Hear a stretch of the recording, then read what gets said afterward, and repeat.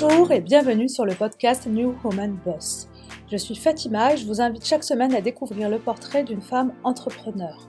L'objectif, mettre en lumière des rôles modèles de femmes par les business, stratégies produits et digital afin de vous faire bénéficier de leurs conseils et vous aider à avancer dans votre projet. Le but, vous inspirer, vous motiver et vous donner des idées pour votre business.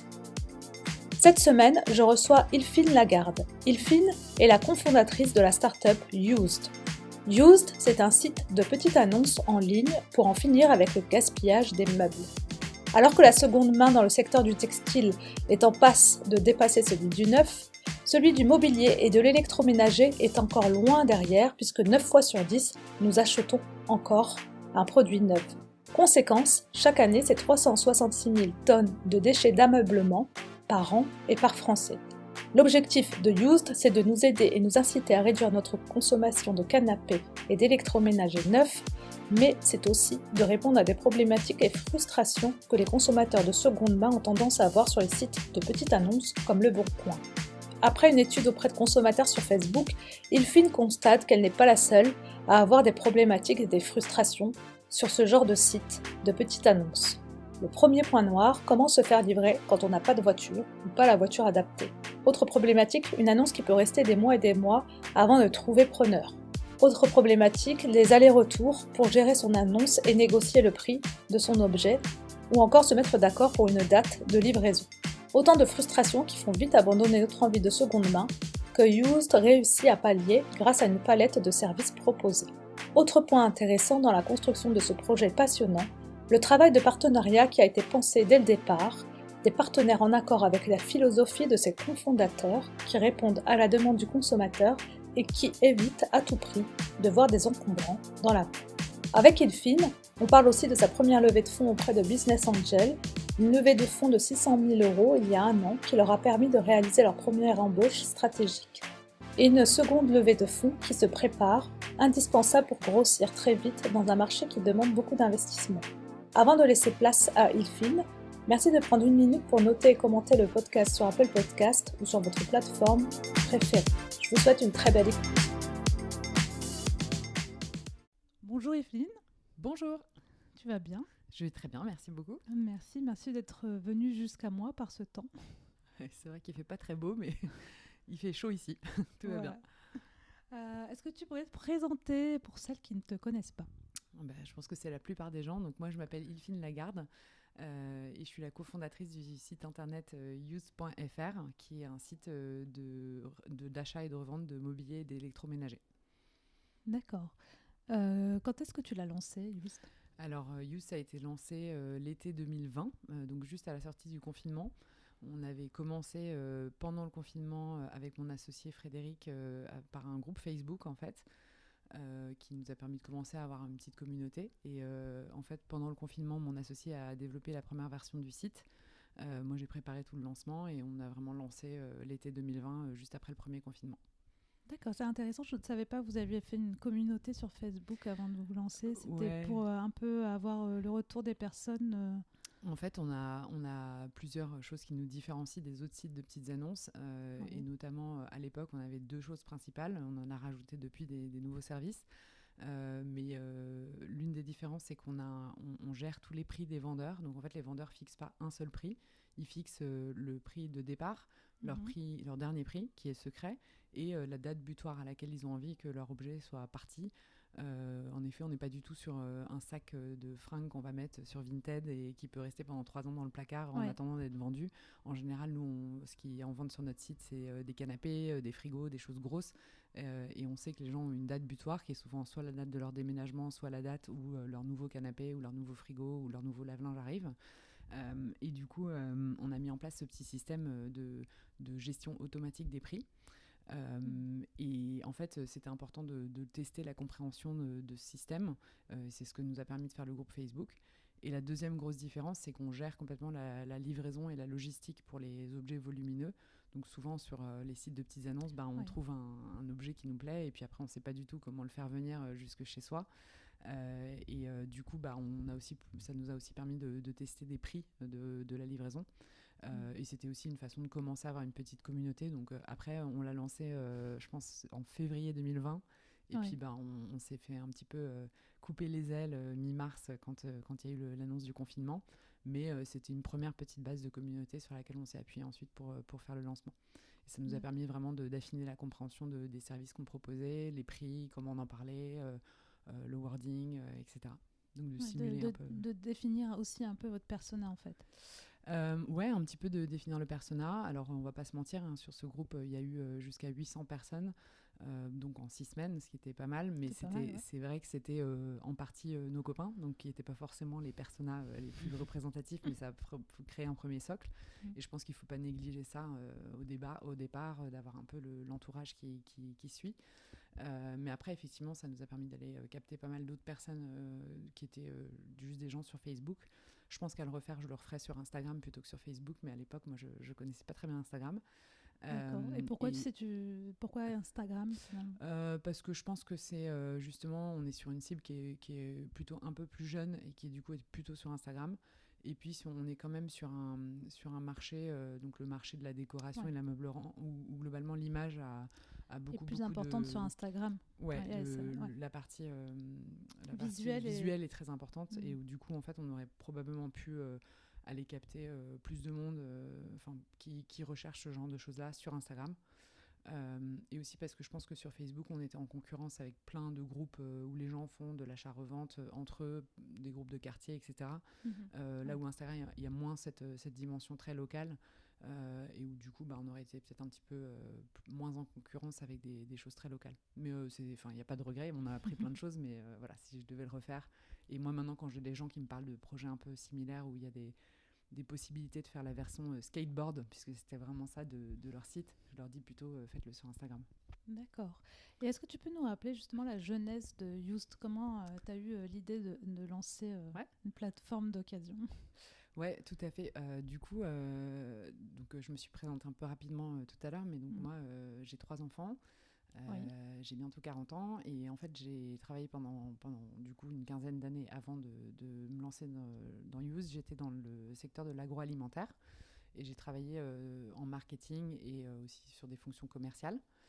Et en fait, en 2019, j'ai disons, eu des expériences personnelles qui ont un peu intensifié mon envie de faire quelque chose qui avait plus de sens et d'impact et qui était en lien avec l'écologie.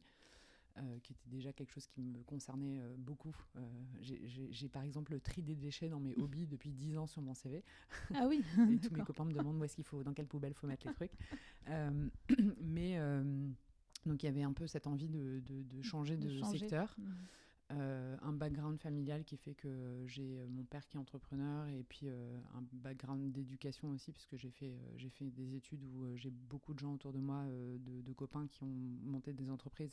Donc un peu cette envie de monter moi-même mon entreprise qui me titillait. Et en fait, c'était plus concrètement en fait, le moment où Vinted était vraiment en train d'exploser parce qu'au printemps 2019, ils ont énormément investi. Et dans mon équipe où j'avais pas mal de jeunes femmes plus jeunes que moi, tout le monde non seulement n'achetait plus que de seconde main ses habits, revendait ses habits, et en plus, il y avait une certaine fierté à le faire, et c'était super simple grâce à la logistique qui était gérée sur les habits. Et en fait, moi, à ce même moment, j'ai eu mon deuxième petit garçon, qui a maintenant 6 ans, qui était en train de basculer de son lit à barreaux vers un lit simple. Et donc, j'ai essayé de revendre son lit à barreaux et surtout de racheter un lit simple. Et pour plein de raisons, chez moi, j'avais besoin de dimensions hyper spécifiques. Et en fait, j'ai passé des heures à chercher, à ouvrir chaque annonce. La moitié des annonces, il n'y avait pas les dimensions. Tu as cherché sur quoi ? Je cherchais sur le Bon Coin, sur le Bon Coin principalement. Et après, j'ai fini par en trouver 2-3 où potentiellement ça pouvait le faire en termes de dimensions, des gens qui me répondaient, le prix qui n'était pas trop déconnant. Et en fait, là, je me suis dit, bon, ok, maintenant, il faut que je fasse garder mes 3 enfants, que j'aille avec mon mari, il faut que j'aille louer une bagnole, il faut que j'y passe mon samedi. Et puis, en fait, j'avoue que j'ai eu trop la flemme et je l'ai commandé neuf. Et il est arrivé déjà 3 semaines après, parce qu'il y a des délais de livraison assez fous sur le mobilier et l'électro, enfin surtout le mobilier, où il y a très peu de stock finalement. Et en plus, il est arrivé dans un carton avec écrit Made in China dessus. Et je me suis dit, c'est quand même vraiment fou parce qu'en fait, ils étaient là, ils étaient juste à côté de moi. Et puis, je ne l'ai pas fait parce que c'était trop compliqué. Donc, comment on fait pour que ce soit aussi simple d'acheter un lit d'occasion que d'acheter une paire de baskets d'occasion sur Vinted, quoi. Et du coup, c'est ça la genèse de l'idée. Après, je fais partie des gens qui se disent que c'est chouette d'avoir une bonne idée et une bonne intuition, mais j'ai voulu quand même vérifier qu'il y avait un vrai problème et que j'étais pas la seule à l'avoir. Du coup, j'ai fait deux choses. La première, c'est un gros questionnaire que j'ai diffusé par plein de canaux différents, LinkedIn, Facebook, etc., dans mes réseaux perso et en tentant d'aller chercher bien au-delà de mes copains. Donc je crois que j'avais eu pareil 700-800 réponses quand même en quelques semaines, enfin en quelques jours, qui m'ont permis d'avoir une approche un peu quantitative et qualitative des problèmes que les gens pouvaient rencontrer à la fois pour vendre et pour acheter. D'accord.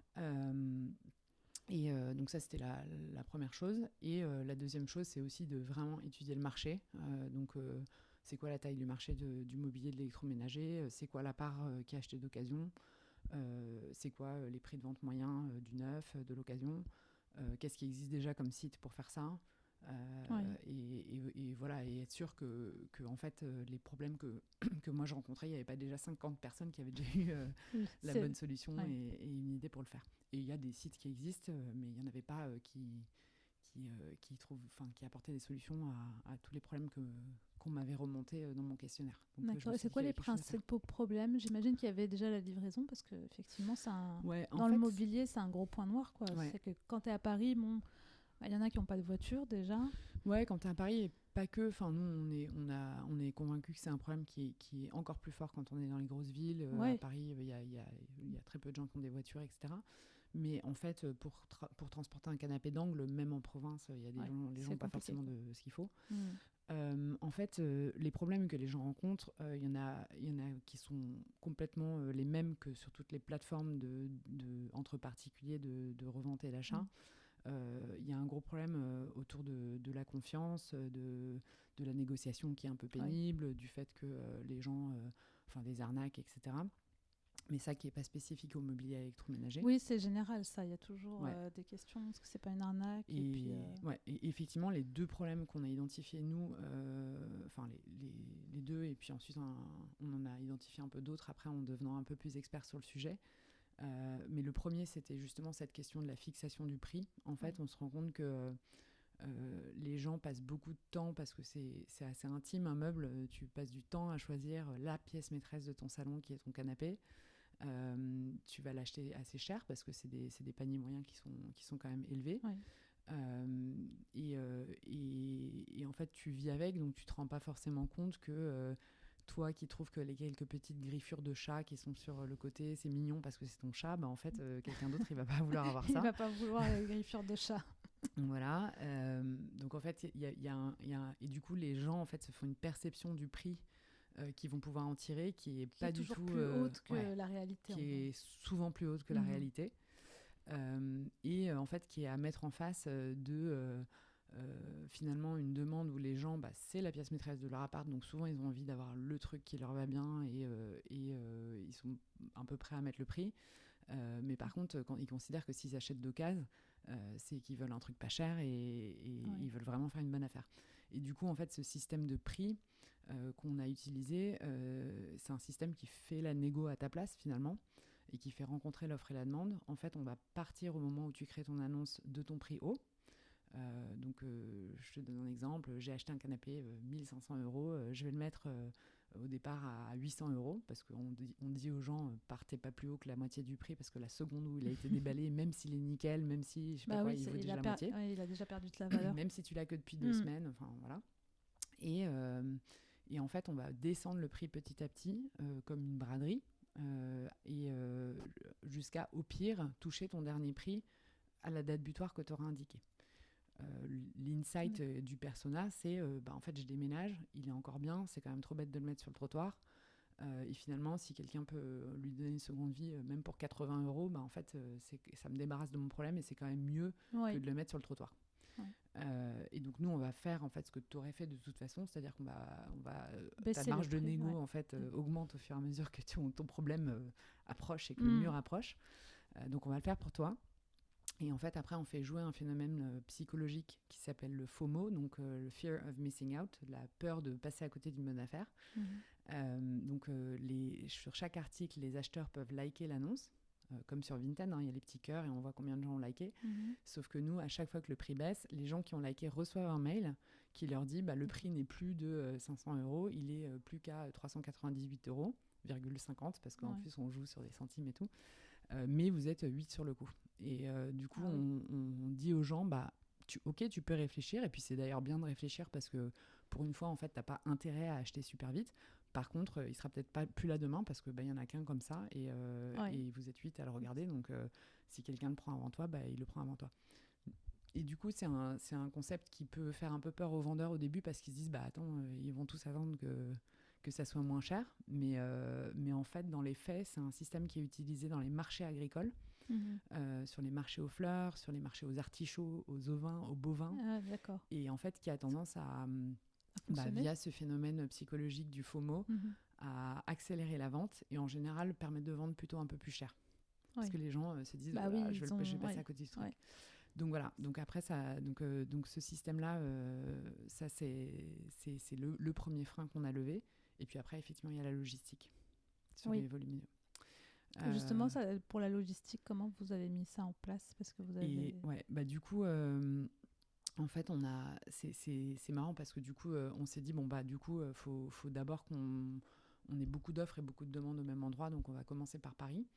En fait, dès le départ, on s'est dit, il y a un gros frein dans toutes les marketplaces, c'est la dispo des gens. C'est en fait, tu es plutôt d'accord pour acheter le frigo de la personne que tu as vu, celui que tu as vu sur le site.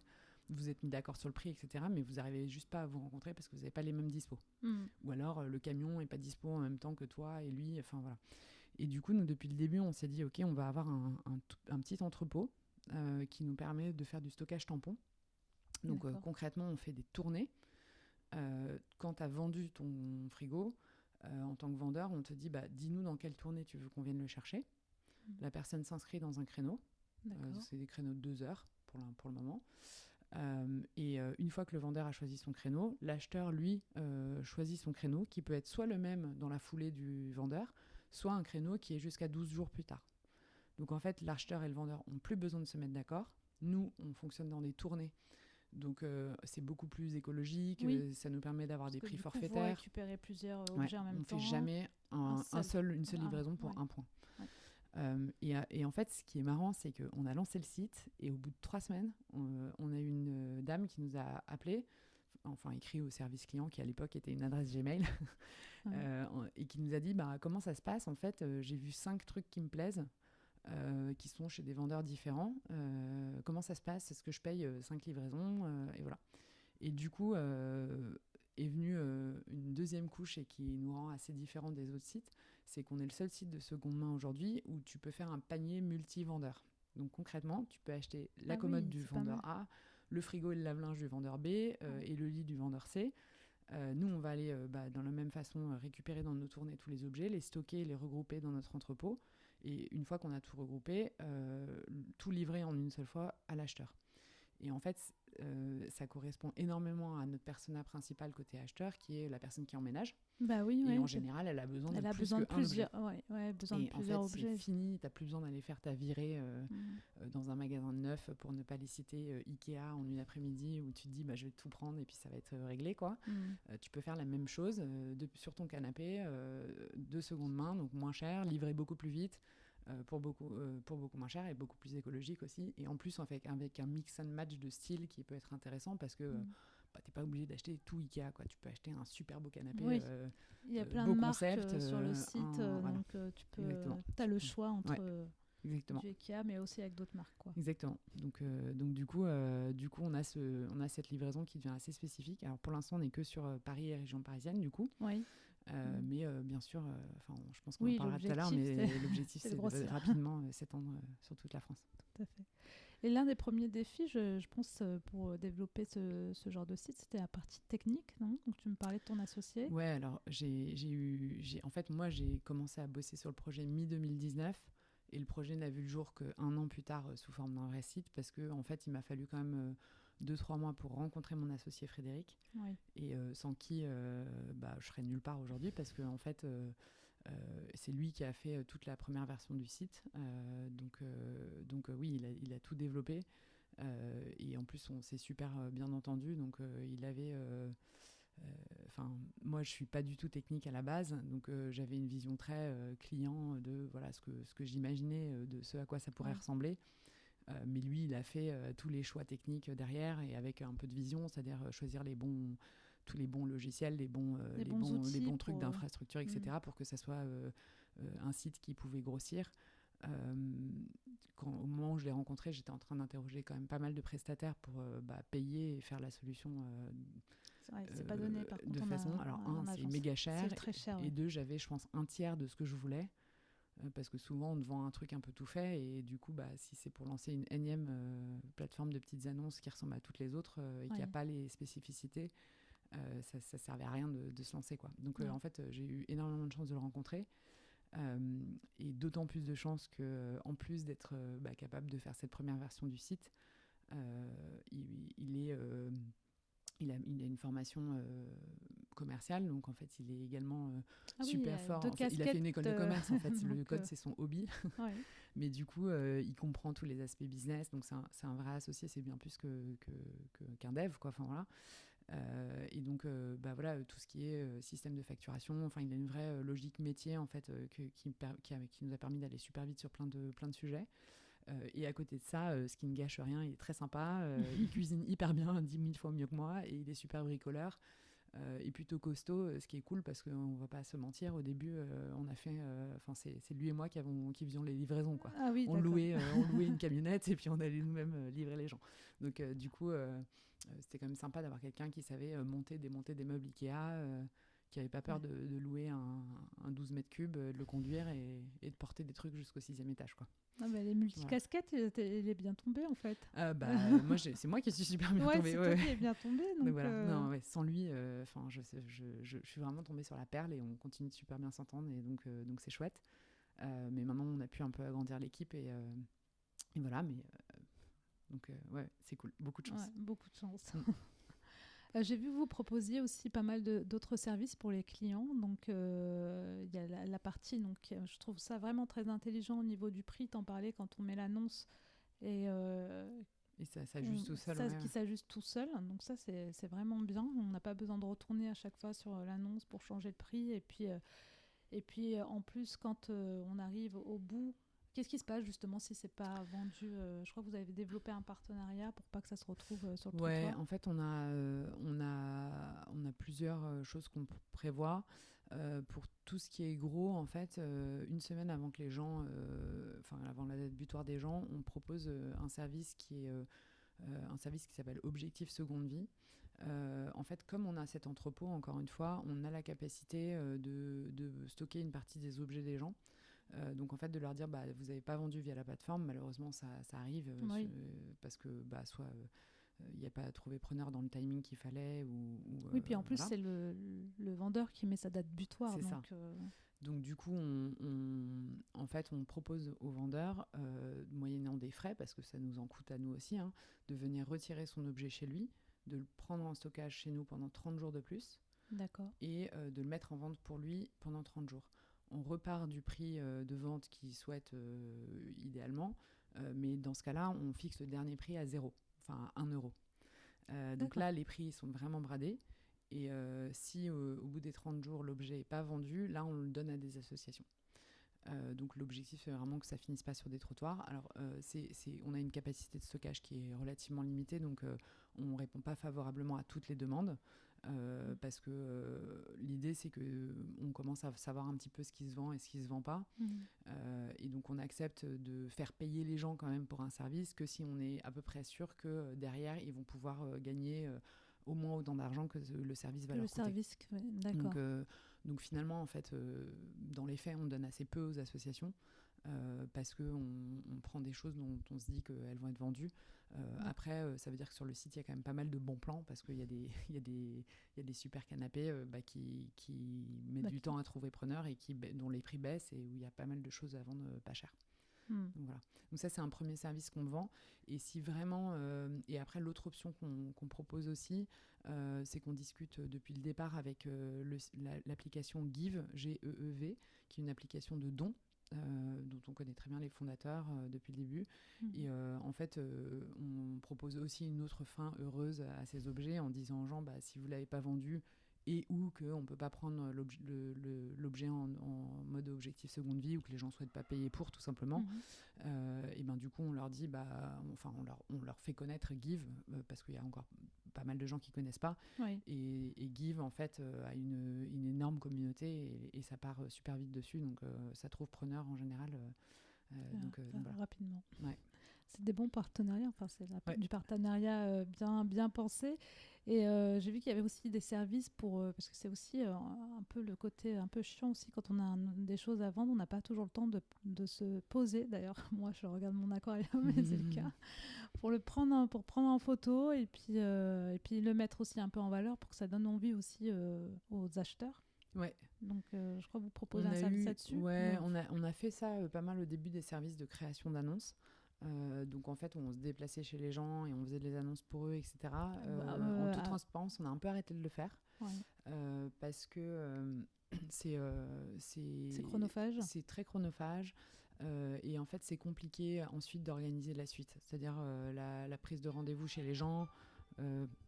Donc, effectivement, on s'est rendu compte qu'il y avait plein de personnes qui n'avaient pas le temps en fait, de faire leur annonce ou qui ne savaient pas les faire. Et d'ailleurs, on ne va pas se mentir, et pour tous ceux qui veulent mettre des trucs en vente sur notre site, il n'y a pas de secret. Il faut faire des super belles photos, il faut écrire des descriptions, ça prend un peu de temps et il faut le faire. Et donc, en fait, effectivement, on avait au départ un service de création d'annonces. Donc, moyennant quelques frais, on allait chez les gens, on faisait les photos pour eux, on les mettait en ligne pour eux. On répondait aux acheteurs qui étaient intéressés sur la plateforme. Mais on a un peu arrêté de le faire parce que c'est très chronophage. Et en fait, ce qui est très compliqué, c'est de gérer les emplois du temps des vendeurs. C'est-à-dire qu'une fois qu'on avait trouvé un acheteur qui l'avait acheté et qui pouvait venir, finalement, on passait beaucoup de temps à faire le pont sur les agendas entre les uns et les autres, sur la remise en main propre. Voilà. Et donc, c'était vraiment très chronophage. Donc, c'était très bien pour démarrer. Ça nous arrive de le faire exceptionnellement quand on a des gens qui nous contactent avec des très beaux objets et des choses où on se dit que ça vaut vraiment le coup, mais on le fait le moins possible. Et d'autant que maintenant on a notre espace de stockage, on préfère vraiment vendre cette prestation où les objets sont chez nous et où du coup c'est beaucoup plus simple pour nous d'organiser toute la suite en fait. Donc voilà. Donc c'est pas forcément quelque chose qu'on a continué à faire. Et après on a vraiment quand même réfléchi à tout le dépôt d'annonces pour qu'il soit quand même super simple. Oui, j'ai vu. Donc, en fait, ça prend vraiment pas beaucoup de temps de déposer une annonce un peu correcte. Les gens, maintenant, ont tous des appareils photo qui sont bien. Donc voilà. Et après, on a tous un système de modération des annonces qui nous permet quand même quand les gens mettent des annonces qui sont pas bien, leur dire gentiment que s'ils veulent vendre, il vaudrait mieux qu'ils fassent des photos un peu moins dans le noir et un peu moins avec tout leur bazar dessus, parce que sinon, ça va pas se vendre, quoi. Ou avec des prix un peu moins chers, ou voilà.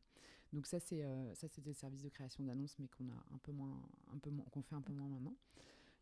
Et on a un autre service qui concerne toute la partie électroménager, par contre. Je ne sais pas si tu l'as vu, mais qui lui, pour le coup, continue et est vraiment super intéressant. En fait, clairement, la fixation du prix, la logistique sur le mobilier, c'est les deux gros problèmes. Et puis le fait de ne pas pouvoir le garder. Sur l'électroménager, le gros problème, il est plutôt côté acheteur. C'est que les gens, en fait, ils ont peur de se retrouver face à une panne et d'être tout seul. Donc nous, on n'est pas propriétaire des objets, on n'est qu'un intermédiaire. En revanche, on s'est associé à une entreprise qui propose de la réparation en visio à distance. Et du coup, sur notre site internet...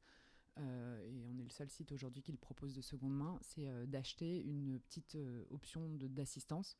Elle coûte 14,90 €.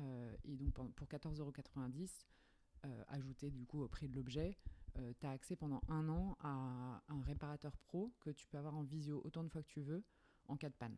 D'accord, j'avais pas vu cette option. Tu achètes ton lave-linge, pendant 48 heures, comme sur Vinted, tu es protégé si jamais il y a vraiment un truc qui n'est pas conforme à l'annonce. Et après les 48 heures, pendant 1 an, si jamais tu as une panne, tu t'appelles notre partenaire et en fait, il te fait une visio avec un réparateur pro. D'accord. Ça permet de diagnostiquer la panne, éventuellement de la réparer, sachant que dans un cas sur deux, une panne, ça se répare sans pièces détachées, sans intervention à domicile, avec un tournevis, et c'est hyper simple.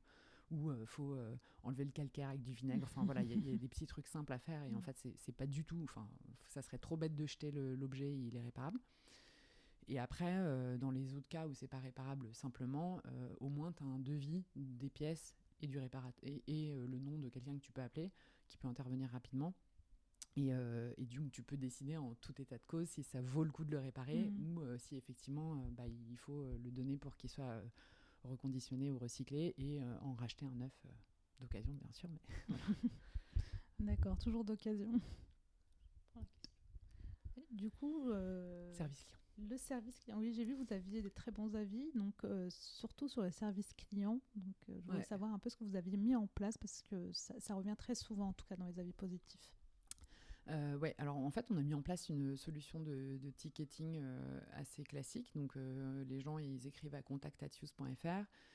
Nous, on a une personne à plein temps la semaine qui s'occupe de répondre aux tickets. Et après, le week-end et le soir, c'est souvent encore mon associé qui le faisons parce qu'on n'a pas encore les moyens de payer des gens pour faire ça le soir et le week-end. Mais du coup, c'est vrai qu'on essaye d'être très réactif, de répondre max dans les 24 heures, si on peut, dans les quelques minutes qui suivent. Je pense qu'on n'a pas du tout peur de prendre notre téléphone et d'appeler les gens, ce qui parfois les surprend, parce que ils ont vraiment quelqu'un au téléphone qui leur règle leurs problèmes. C'est pas chez Le Bon Coin qu'il y aura quelqu'un qui va appeler. Non, mais même sur plein de sites. Moi, encore récemment, j'ai créé un service client parce que j'avais commandé un album photo et qu'il est arrivé avec une page déchirée et que j'aurais bien aimé qu'il m'en envoie un autre, que je trouve légitime comme demande. Et ça fait 2 fois que je leur écrit et c'était depuis 3 semaines et j'ai toujours pas de réponse, quoi. Donc en fait, je pense que c'est quand même assez cool d'avoir une réponse rapide. Le service client, parce que sinon tu ne rachètes pas, quoi. Et puis surtout qu'on est quand même, on a un panier moyen qui est quand même assez élevé parce que même si c'est de l'occasion, les gens ils sont en train d'acheter un gros truc, quoi. Donc ils dépensent 100, 200, 300 euros. Donc voilà, sur un site qui est encore assez peu connu. Donc je pense que c'est hyper important d'être super rassurant pour les gens et de leur montrer qu'il y a des vrais gens derrière et qu'on va gérer leurs problèmes et quand ils en ont un. Donc je pense que ça c'est quelque chose auquel on fait très attention et qu'on va vouloir vraiment maintenir avec le temps et ça fait partie de notre différence aussi. Et puis voilà, après on a mis aussi en place des choses plus pour ceux qui montent des boîtes un peu dans ce genre-là. En fait, là depuis quelques temps, on appelle systématiquement les gens avant les livraisons. Pour leur prendre les infos de est-ce que c'est garable, c'est quoi l'étage, l'ascenseur, etc. Vérifier qu'on a bien la bonne adresse et tout. Ça, c'est ce qu'on faisait de toute façon. Mais maintenant, on les rappelle après. Ce qui nous permet en fait de savoir si ça s'est bien passé ou pas, de collecter du feedback sur nos partenaires déménageurs, parce qu'on n'est pas avec eux, donc même si on les a choisis à la base et c'est quand même important pour nous de s'assurer que tout s'est bien passé, qu'ils ont été polis, etc. À l'heure. Et en fait, c'est vrai que quand les gens, ça se passe bien, on leur remet une petite couche de si vous pouvez, c'est sympa d'aller mettre un avis sur Google, on est une petite boîte, etc. Et tout ça, ça se fait par téléphone. Donc en fait, il y a beaucoup d'avis clients sur Google qui tombent après cet appel. Voilà, on a aussi dit aux gens, si vous êtes contents, dites-le parce qu'on est une petite boîte et que c'est sympa pour nous de le faire. Donc ça, c'est aussi comme ça qu'on est allé collecter pas mal d'avis. D'accord. Tu disais justement, comme c'est un site qui est encore tout nouveau, le défi justement sur ce genre de site de petite annonce, c'est d'aller chercher de l'offre et de la demande. Comment vous avez commencé en tout cas à avoir vos premières petites annonces sur le site et après à le faire connaître? Alors les toutes premières annonces, c'était les vôtres. Salut les copains, si vous avez des trucs à vendre, c'est maintenant. Ce que je pensais. Après justement, il y a eu ce service de création d'annonces qui au départ était bien aussi pour kickstarter un peu l'offre. On a ce service Objectif Seconde Vie qui nous permet d'avoir un catalogue aussi qui est une partie de notre catalogue, c'est des objets qu'on a pris en dépôt-vente. Et c'est une partie importante pour nous parce que c'est des objets du coup qui sont déjà pas trop cher, parce qu'en général, même si bien sûr notre objectif c'est de les vendre les plus chers possible pour les clients, la règle du jeu c'est qu'ils sont au bout d'un moment bradés, sinon ils sont donnés. Donc en fait, ça fait quand même qu'il y a plein de bons plans sur le site. Et c'est des objets dont on maîtrise la dispo. On est sûr qu'ils sont vraiment chez nous et qu'ils sont que chez nous, et qu'ils n'ont pas été vendus entre-temps sur un autre site, parce que malheureusement, on le sait, hein, nos vendeurs, ils mettent sur notre site et ils mettent sur d'autres sites aussi. Donc ça arrive quand on achète que l'objet soit plus dispo. Alors que ces objets-là, on sait qu'ils sont dispo. Et c'est aussi des objets pour lesquels nous, on fait les annonces. Donc en fait, on fait des belles photos, des belles descriptions et tout ça. Donc on a un taux de vente sur ces objets-là qui est plutôt très bon, parce que il n'y a pas de secret, quand on fait une belle annonce, on vend plus facilement. Ouais. Donc ça c'est une des façons qu'on a fait pour avoir de l'offre. Après, on a au début fait un peu 2 gros coups de communication. Un premier qui était que on a vendu tout le mobilier d'un tiers-lieu qui s'appelait Les Grands Voisins, qui était l'ancien hôpital Saint-Vincent-de-Paul, dans le 14e à Paris. Ah oui, qui était un endroit que j'adorais. C'est là où je suis née, parce qu'avant c'était une maternité. Et en fait qui fermait ses portes au moment où nous on se lançait, et donc en fait on leur a proposé de mettre tous les objets sur le site. Donc là on a fait comme de la création d'annonces pour eux depuis leur lieu. On a géré toute la vente de leur mobilier, donc au profit de l'association, et bien entendu, parce qu'on n'a pas parlé de mon modèle économique, mais comme Vinted, je prends une com. Ce que j'allais te demander. Et bien entendu, pour cette opération-là, la com a été reversée aux Grands Voisins aussi. Enfin, c'était pas du tout l'idée de se faire de l'argent sur leur dos, mais plus de se faire connaître. Et on a fait la même chose après avec le mobilier de The Family, donc le grand lieu événementiel qu'ils avaient, où il y avait du mobilier vachement chouette, hyper sympa, et qui nous a fait connaître aussi auprès de leur communauté. Donc ça c'était un peu des coups de com pour avoir de l'offre et commencer à se faire connaître. Et puis après, on travaille un peu tous les leviers de l'acquisition. Du référencement naturel, bien sûr. On travaille aussi en paid, des techniques aussi d'échange de visibilité avec des acteurs dans le monde du déménagement, du mobilier, etc. Donc, est-ce que c'est une piste, ça, d'ailleurs, le B2B? Parce qu'il y a pas mal d'entreprises qui, surtout après confinement, peut-être qui ferment ou qui... Alors, je vois ce que tu veux dire, mais plus petits, donc ils ont peut-être du matériel... Sur la partie... revente de mobilier de pro, ou alors même on souhaite pas y aller trop. En fait, il y a déjà des acteurs qui sont des places de marché de mobilier de bureau, donc des chaises de bureau, des benches, etc.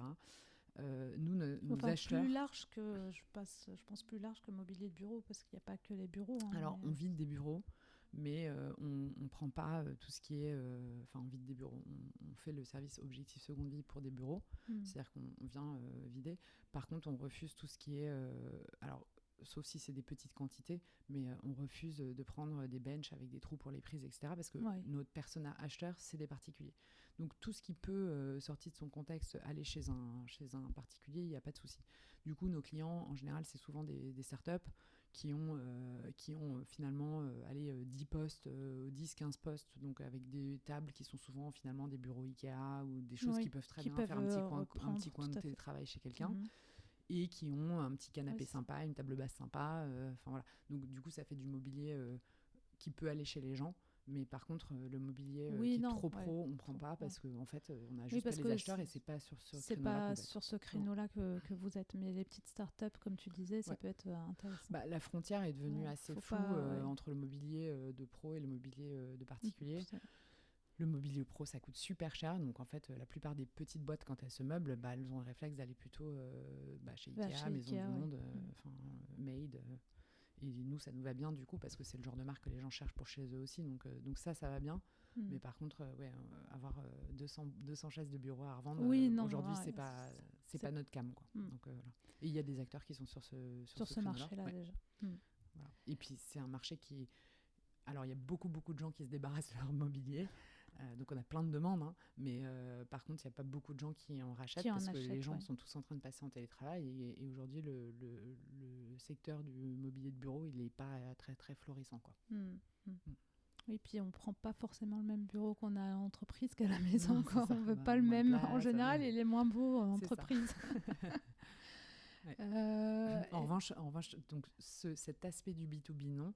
En revanche, nous, travailler avec d'autres partenaires pros mais plus en termes de, pour se faire connaître, par exemple, des sociétés de déménagement avec qui on fait des échanges de visibilité ou des gens qui eux-mêmes vendent du mobilier et de l'électro et qui ont besoin de d'écouler ou de se lancer sur la seconde main, etc. Donc ça, c'est plus ce genre de choses-là. De partenariat que vous allez... on parle. D'accord. Je parlais justement du business, du modèle économique de l'entreprise. Du coup, aujourd'hui, c'est quoi le modèle économique ? Alors, on a un modèle qui est comme celui de Vinted sur la classique. partie cœur, c'est-à-dire qu'en fait, on prend une commission qui est payée par l'acheteur. Donc, c'est l'équivalent de la protection acheteur chez Vinted. Alors, nous, on n'a pas voulu l'appeler comme ça parce que même si dans les faits, c'est ce qu'elle fait, elle finance le processus de transaction sécurisée et donc la protection de l'acheteur, et que c'est très malin. Nous, on appelait ça des frais de service parce que voilà, c'est nos frais de service. Donc, ils sont de 1 euro plus 10% de la valeur de l'objet. Et en gros, ils nous permettent à nous, de tâcher de vivre et deux, de financer justement le prestataire de paiement parce que nous, les transactions se font via nous, mais en fait, on ne manipule à aucun moment l'argent des gens. On est adossé à un prestataire qui est lui-même adossé à une grosse banque. Enfin, c'est des trucs très, très réglementés. Et en fait, ils ont des frais, donc forcément, il faut qu'on couvre ces frais. Donc ça, c'est Sachant que c'est une partie du modèle économique. D'accord. Que ces 10% à 1 euro sont tout de suite sur l'annonce. Enfin, on a fait le choix, contrairement à Vinted, on a fait le choix parce qu'on a ce système de prix qui change tout le temps. On a fait le choix après, c'est une conviction personnelle. Et je dis pas qu'on reviendra jamais dessus, mais en tout cas, aujourd'hui, on le fait comme ça. Les frais sont inclus dans le prix qui est affiché. Parce que on veut pas qu'il y ait du drop au moment du panier. Et en fait, je sais pas si toi t'es déjà acheté sur Vinted, mais t'as repéré des trucs pour tes enfants à 5 euros et puis t'arrives au panier et puis en fait il faut rajouter 3,50 € de Mondial Relais et 2 € de Vinted. Et en fait le truc qui coûtait 5 euros, il t'en coûte presque 10. Et en fait, du coup, t'as tendance à lâcher l'affaire parce que tu te dis, pour 10 balles, je vais aller en bas de la rue et puis je vais acheter le truc neuf. Et en fait, nous, on veut pas que ça se passe comme ça. On sait que transparent, qu'il n'y ait pas de surprise après quand il arrive dans le panier. C'est pas une question de transparence, pas transparence, c'est une question qu'il n'y ait pas de surprise quand tu arrives au panier, qu'ils abandonnent. Et en fait, on sait que les gens, ils font tout le temps l'arbitrage entre le neuf qui est rassurant, sur lequel tu as ton délai de rétractation de 14 jours, voilà, c'est rassurant, et l'occasion. Donc en fait, et le prix, c'est quand même la motivation numéro 1 sur l'occasion. Donc si tu as toujours une mauvaise surprise en fin de panier, c'est quand même super déceptif. On a par exemple pas mal de gens qui réagissent sur le prix de la livraison. Donc nous, la livraison, c'est notre deuxième source de revenus. Ça coûte entre 29 et 98 € selon la taille de l'objet et selon que tu veux te le faire livrer sur le trottoir ou à l'étage. Parfois, on a des gens qui nous disent que c'est hyper cher. Parce qu'en fait, sur le marché du mobilier de l'électro, on t'a vachement habitué à ce que la livraison soit incluse. En tout cas, on dit livraison gratuite.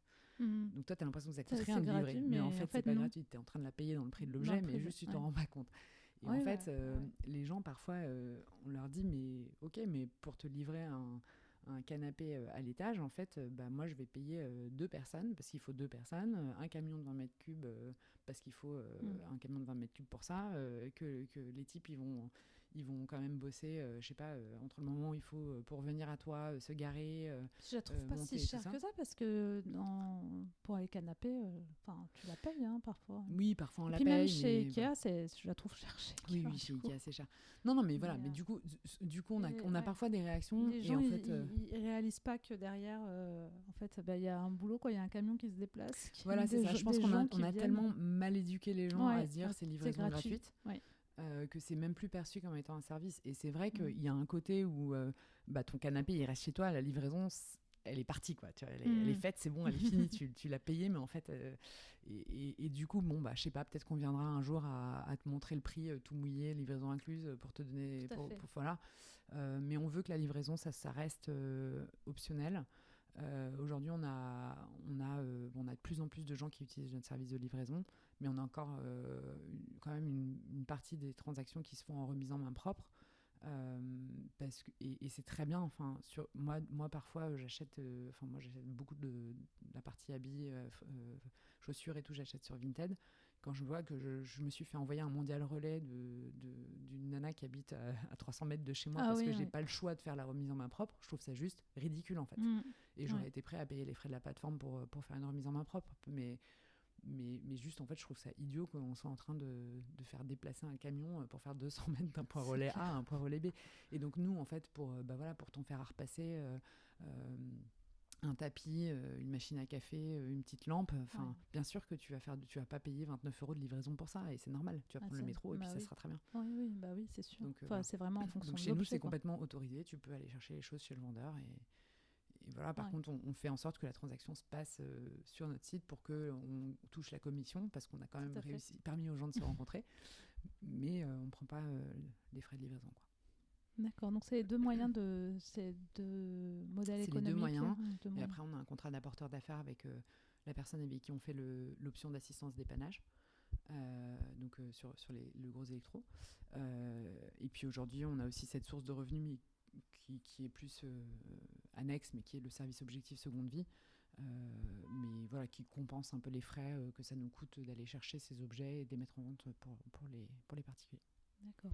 J'ai vu que dernièrement, vous aviez fait une levée de fonds.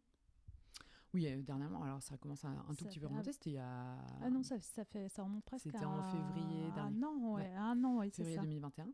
On a fait une première levée de fonds. Ouais. De combien? 600 000? C'était 600 000 €, ouais. D'accord. Avec pour objectif en fait, au début, quand on s'est lancé avec mon associé, on avait, nous, un tout petit peu d'argent de côté pour investir dans les premiers... Oui, vraiment pour mettre un tout petit peu de pion au début. Et puis on a eu la chance, et mon associé toujours, d'avoir le chômage, en fait, ce qui nous a permis aussi de pouvoir, nous, être assez sereins. On a tous les deux des enfants, chacun de notre côté, on n'est pas ensemble, mais voilà. Mais du coup, d'être pouvoir, tranquille vis-à-vis de nos familles, se dire que c'était quand même encore un peu serein. Mais effectivement, en fait, on est sur un modèle où faut se faire connaître beaucoup. Ça demande beaucoup d'investissement, parce que ça demande beaucoup d'investissement, d'acquisition.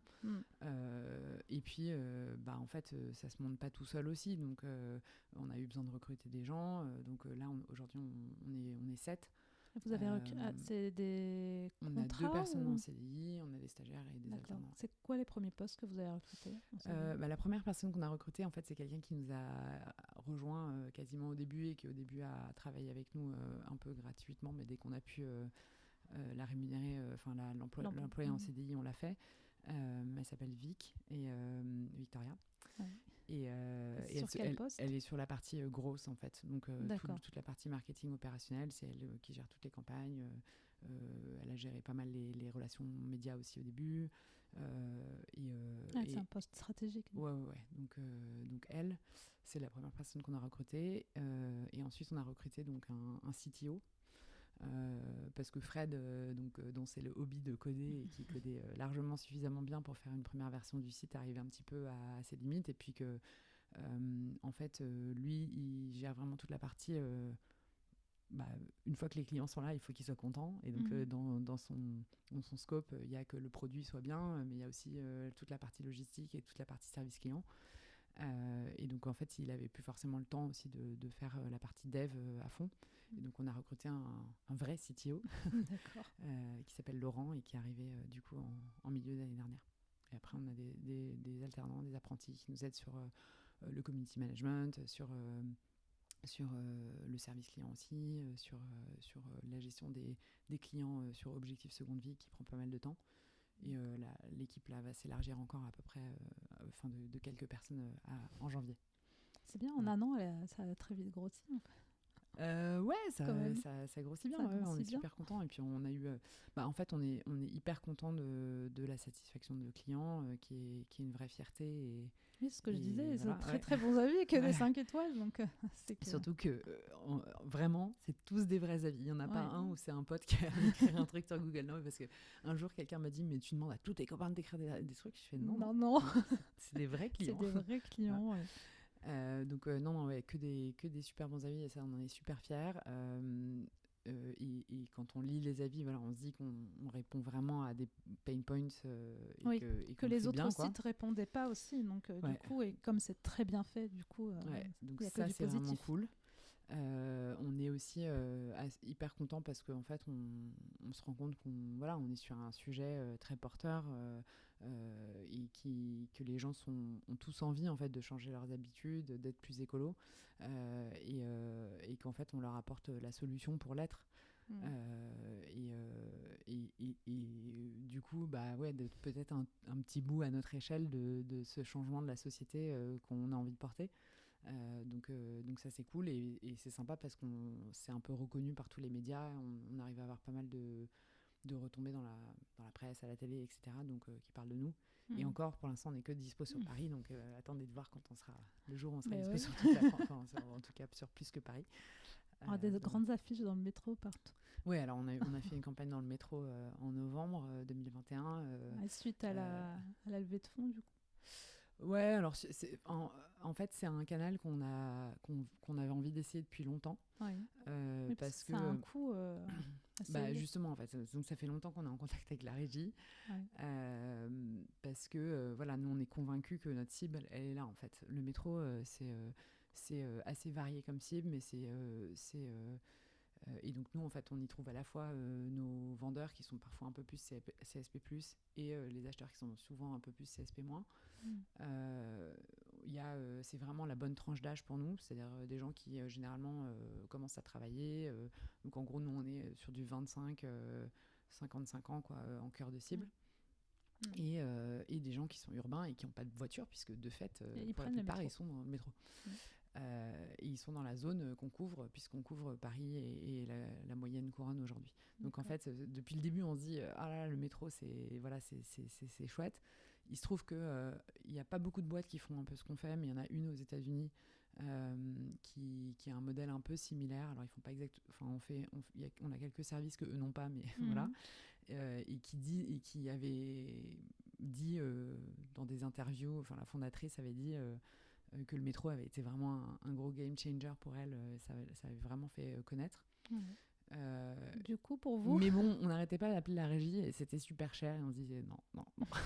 Et puis, on a eu une super opportunité en fait qui était un peu last minute, donc on a fait une créa qui était assez basique, mais parce qu'on a eu 24 heures pour la faire. Donc voilà, il fallait juste qu'on c'était vraiment une opportunité, quoi. Il fallait faire tout de suite. C'était vraiment last minute, mais c'était parce qu'il y avait un prix qui faisait que c'était possible pour nous de le faire et qu'on avait vraiment envie de le tester. Et c'est une campagne qui a duré combien de temps et c'est quoi les retombées? Une campagne de 15 jours en fait, une campagne de 15 jours sur les rampes du métro.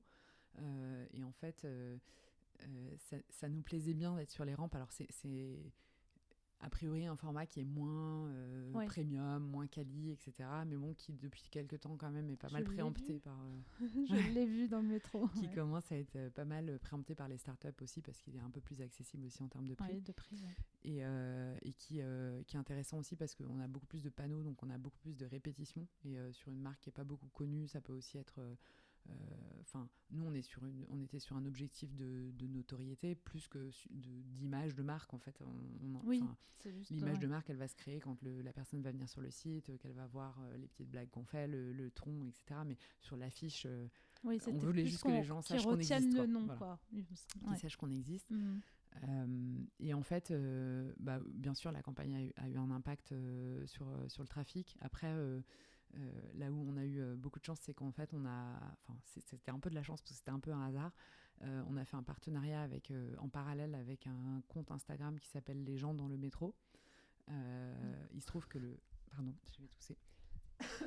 Il se trouve que la personne derrière ce compte Instagram s'appelle Lagarde, Gaëtan Lagarde, comme moi.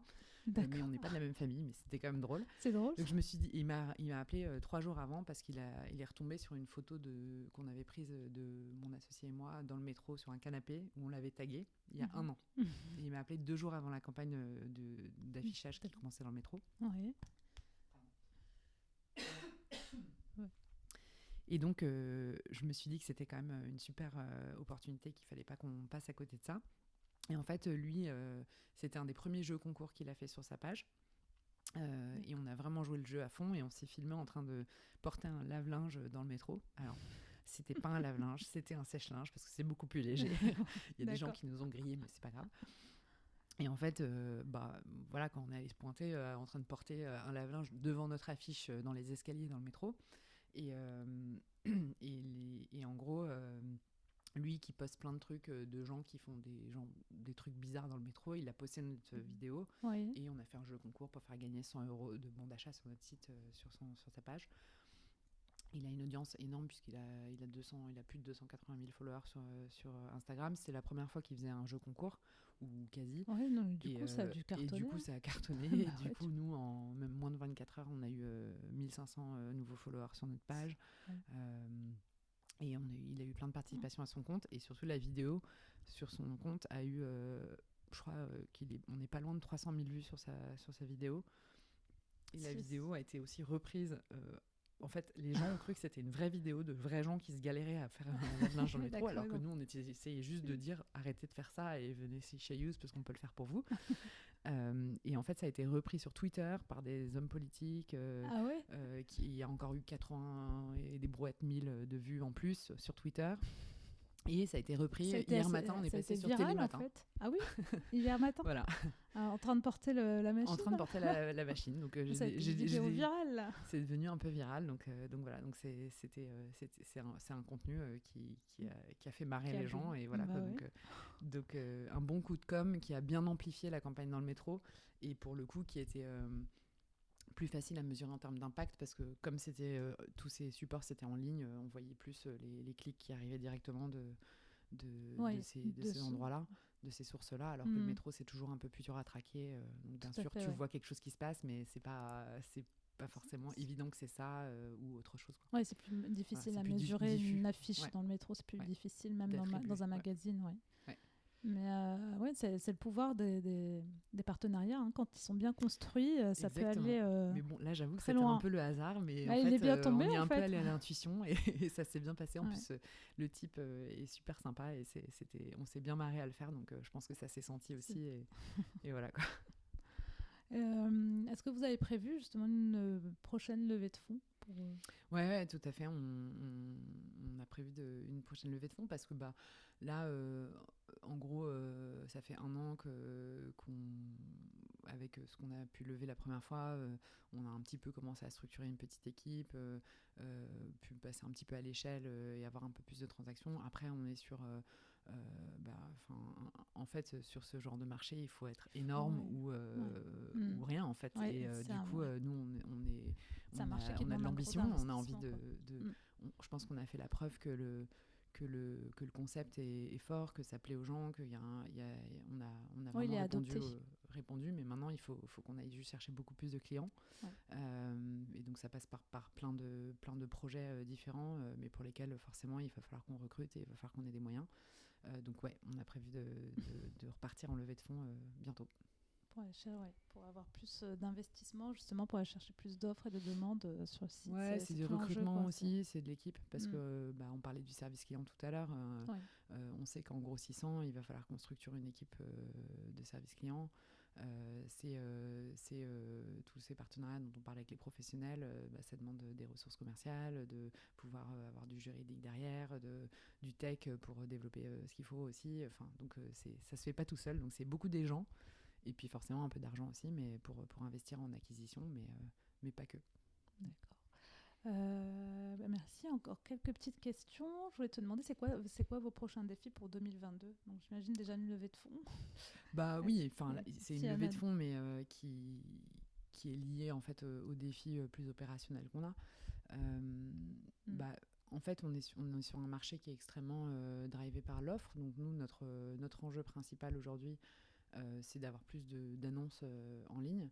On est déjà franchement content de ce qu'on a réussi à faire en si peu de temps et d'avoir un catalogue qui commence déjà à ressembler à quelque chose. Voilà, sachant qu'on est quand même face à notamment un gros concurrent qui est très très top of mind et qui, en tout cas sur Paris, on commence à avoir une petite notoriété et à exister, quoi. Mais du coup, pour nous, l'enjeu, c'est vraiment de passer l'offre à une autre échelle. Donc, on a plusieurs projets de ce point de vue-là. L'extension géographique, forcément. Et je pense, plus en interne, toute la partie structuration de l'équipe. On a aussi des choses... on a monté cette boîte avec une vraie volonté d'être dans l'impact. Donc de fait, on l'est parce qu'on fait de la seconde main, mais il y a plein de choses que dans la façon de faire, on a dû faire des compromis au départ. On va aussi commencer à regarder comment on fait pour renforcer en fait cette roadmap impact et la dimension écologique de notre projet, les partenariats qu'on peut avoir avec des associations, l'impact, donner mieux conscience aux gens de l'impact positif qu'ils ont, leur empreinte carbone, ce qu'ils économisent en termes de ressources, en termes d'empreinte carbone. En fait, il y a plein de projets qui sont autour de ça, qui sont importants pour nous aussi. Parce qu'il faut rappeler que au départ, quand tu as fait le projet aussi, c'est parce que tu voulais aussi ne plus voir sur le trottoir. Ouais, mais c'est pour en finir avec le gaspillage. Le gaspillage. Donc, je pense que c'est pas gaspillé. Ouais, du coup, on gaspille à peu près 36 kilos de mobilier et d'électroménager par an et par Français. Alors, c'est pas vraiment que du gaspillage parce qu'il y en a une partie qui est recyclée et puis il y a une partie qui, de toute façon, n'aurait pas pu être réemployée. Mais l'idée, c'est vraiment de trouver des solutions pour que on ait le réflexe de vendre ou de donner, mais en tout cas, en ce qui nous concerne, de vendre avant d'aller mettre aux encombrants. Mais je pense que pour nous, la plus grosse ambition, c'est surtout de se dire, aujourd'hui, on achète 9 fois sur 10 encore en neuf.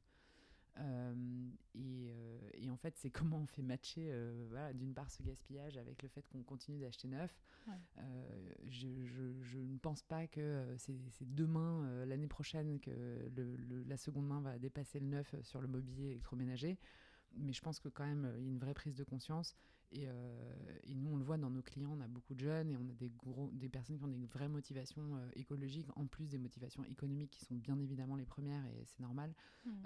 Mais du coup, on se dit, si on peut être une petite partie de la solution, c'est cool. Et en fait, ça, c'était notre volonté depuis le départ, et c'est pour ça qu'on a lancé le projet avec Fred. Et forcément, quand tu montes ta boîte, il y a des trucs sur lesquels tu fais des compromis et où, quand on aura plus le temps et peut-être un peu plus de sous et donc de gens pour nous aider à le faire, réfléchir à comment on fait une logistique qui est encore plus propre, comment on permet aux gens de se rendre compte des économies d'énergie, de ressources et de CO2 qu'ils ont fait en achetant de l'occasion plutôt que du neuf. Voilà, comment on fait des partenariats pour que ce qui n'est pas vendu soit donné à des associations ou autres. Voilà. Donc, pour éviter au maximum les déchets. Voilà, nous, en tout cas, c'est comment on fait pour que cette mission, elle s'incarne à tous les niveaux. C'est des choses, par exemple, sur la façon dont on a conçu notre site. On sait qu'il y a plein de choses autour du green IT, de comment je conçois mon site pour qu'il soit moins énergivore, que je sois sur des serveurs qui soient plus vertueux, etc. Aujourd'hui, notre empreinte carbone à nous, elle est minuscule d'un point de vue informatique, mais je veux dire, si on est amené à grossir, c'est des choses dont là où on a envie de grossir, qu'on a envie de prendre en compte dès maintenant. Oui, c'est global dans le projet. Pour pas les perdre de vue sur la route, parce que faut aussi avoir conscience de ça, quoi. Donc voilà, donc ça fait partie aussi des défis. Après, ça sera une question de comment on arrive à tout faire et de prioriser. Et voilà, mais la clé, ça va être... J'ai bien aimé ce que tu disais tu as fait le pitch chez The Family pour présenter le projet. Ah oui. Tu disais que ton concurrent, c'était pas Le Bon Coin, mais Ikea. Ouais, notre concurrent, c'est quand tu sais que tu achètes encore 9 fois sur 10 en neuf.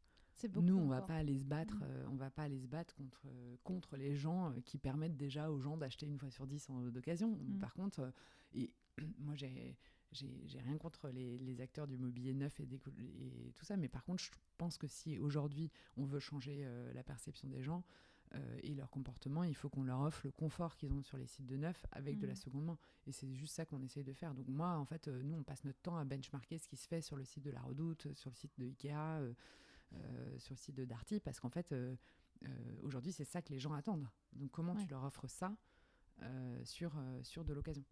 Et donc moi, bien sûr, je regarde ce qui se passe sur le Bon Coin et autres, mais en fait, pour moi, c'est pas vraiment eux. J'ai pas envie de les concurrencer. Qui je suis pour faire ça? Et voilà. D'accord. Alors, encore quelques questions, et puis ça sera la fin. Je voulais te demander, est-ce que tu as une femme dans le paysage entrepreneurial qui t'inspire? Euh, la première personne qui m'est venue à l'esprit quand tu m'as dit ça, c'est une très bonne amie qui a monté une boîte et qui, ouais, enfin, je sais pas si elle aimerait trop que je la nomme, donc je la nomme pas. D'accord. Tu peux me dire pourquoi, peut-être? Mais pourquoi Parce que je pense que je sais pas, moi ce que j'admire chez elle, c'est sa ténacité, son humilité. Je l'ai vue, enfin là, elle a monté une première boîte, on est sorti, elle est en train d'en monter une deuxième. Et en fait, elle va hyper vite, elle s'entoure des bonnes personnes.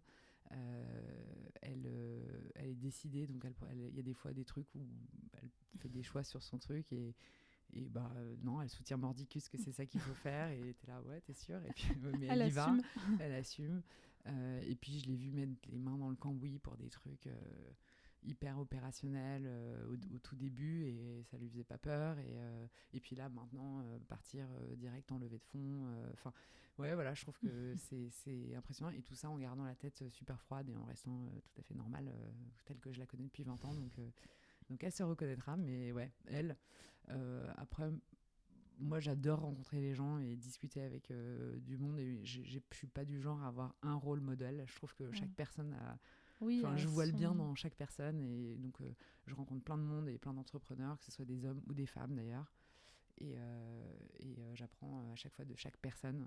Donc comme j'ai appris de toi, on a discuté tout à l'heure et tu m'as appris plein de trucs aussi. Enfin, chacun a quelque chose à apporter à l'autre, exactement. Ouais. Est-ce que tu as un mantra qui t'accompagne? Petite maxime?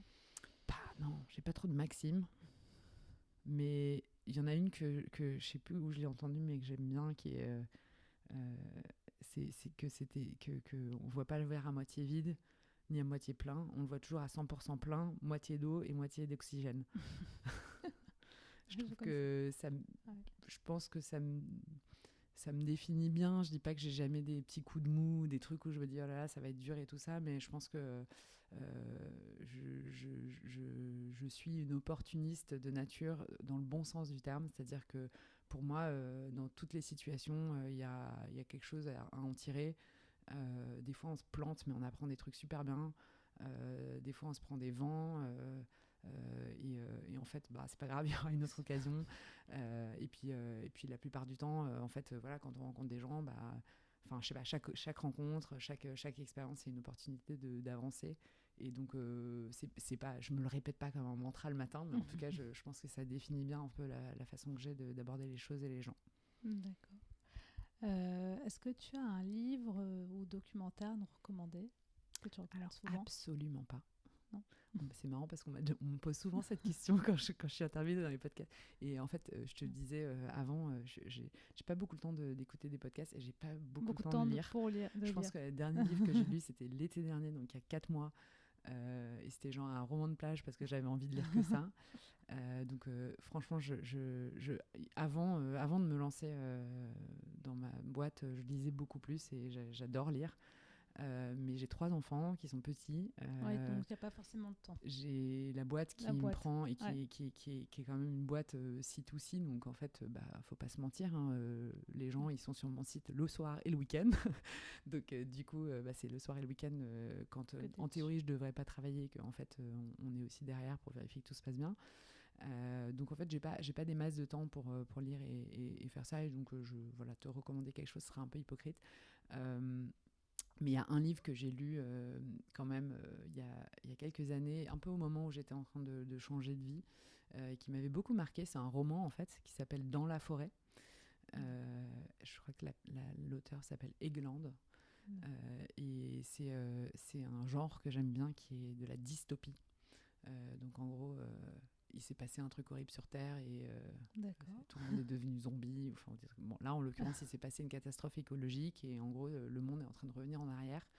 Et en fait, c'est l'histoire de 2 sœurs dans ce truc-là. Et c'est un livre qui m'a fait vachement réfléchir et qui était vachement bien. D'accord. Et que je conseille parce qu'en plus c'est un roman, quoi, donc c'est sympa. Mais j'ai jamais lu des livres de management, des trucs comme ça. Non. Je préfère en parler avec les gens. Je demandais pas forcément management, mais en tout cas, non, mais j'ai pas 12 conseils pour réussir cette start-up sur ma table de chevet. Je préfère parler avec des gens qui m'apprennent de leurs expériences plutôt que faire ça. D'accord, très bien. Un conseil pour les femmes qui se lancent dans l'entrepreneuriat ?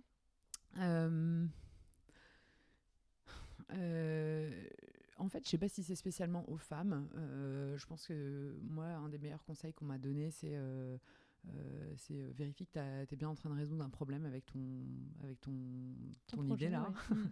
Et que en fait, quand tu sais plus si ce que tu es en train de faire c'est bien ou pas, on s'en fout de ta solution, c'est vérifie bien quand même que tu es vraiment en train de résoudre un problème. Et moi, c'est un truc auquel je reviens souvent sur Used, c'est de me dire, bon, bah, en fait, si j'existais pas, est-ce que les gens qui ont vendu leur truc, ils auraient vendu ?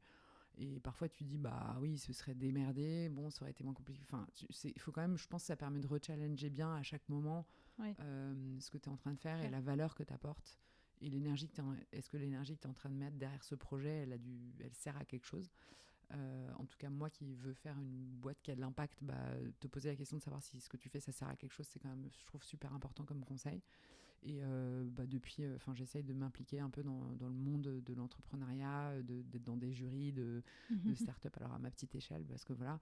Et parfois, il y a des gens qui pitchent des projets et je leur dis, mais je leur dis pas, mais je leur dis gentiment, mais en fait, tu te dis que c'est pas parce que c'est ton problème à toi que c'est le problème de beaucoup de gens et que donc je pense qu'il faut quand même un peu être capable de prendre un peu du recul et être sûr qu'on fait ça. Et après moi aujourd'hui ce qui m'a énormément servi et été utile c'est justement de rencontrer plein de monde, de networker et voilà, et je pense qu'il faut pas hésiter à faire ça. Il y a plein de gens qui me disent mais attends, mais comment je peux faire pour lui parler et tout. Et alors quelqu'un m'avait appris une fois cette technique de vous êtes formidable, donc t'écris à LinkedIn sur quelqu'un à qui tu veux parler en disant j'ai vu ce que vous aviez fait, c'est vraiment génial, est-ce que vous auriez 5 minutes pour m'en parler. Je connais pas beaucoup de gens qui t'envoient balader, ou alors au pire ils te diront non, et qu'est-ce que ça peut faire, c'est pas grave. donc je pense moins t'as essayé. Ouais, il faut essayer, il faut pas avoir peur d'aller voir les gens et tester. Et moi on me propose souvent de me mettre en relation avec un tel. Et j'ai souvent un premier petit truc qui est oulala, mais je sais pas ce que je vais lui dire et tout ça. Et en fait, genre 2 jours plus tard, je réécris à la personne, je fais vas-y, en fait, donne-moi son numéro, je vais l'appeler. Et en général, jamais j'ai perdu mon temps et j'espère que les gens en face n'ont pas perdu le leur non plus. Mais voilà, c'est souvent très intéressant. Donc, pas hésiter à networker à fond. D'accord. Très bien, merci beaucoup. Merci à toi. Si on veut t'écrire, on te retrouve où ? Contacter, du coup on peut m'écrire sur LinkedIn en fait, pour le coup, en me disant que je suis formidable, parce que du coup ça marche. Non mais sans rire, on me trouve facilement sur LinkedIn parce que j'ai un prénom un peu bizarre, donc c'est ILFY2N, Lagarde, et en général je réponds et voilà, donc je suis contactée par pas mal de monde, mais j'essaie de prendre le temps de répondre aux questions, donc pas hésiter à m'écrire en expliquant pourquoi on a envie de me parler et je réponds. Voilà. D'accord. Merci beaucoup. Merci. À bientôt. À bientôt. Merci d'avoir écouté l'épisode jusqu'au bout. J'espère que celui-ci vous aura plu. Si c'est le cas, n'hésitez pas à noter l'épisode sur Apple Podcast ou sur votre plateforme de podcast préférée et à laisser un commentaire. Et au cas où vous ne le sauriez pas, je vous invite à vous abonner à la newsletter de New Woman Boss.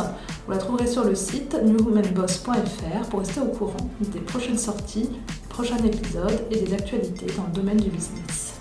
Je vous remercie, à très vite pour le prochain épisode.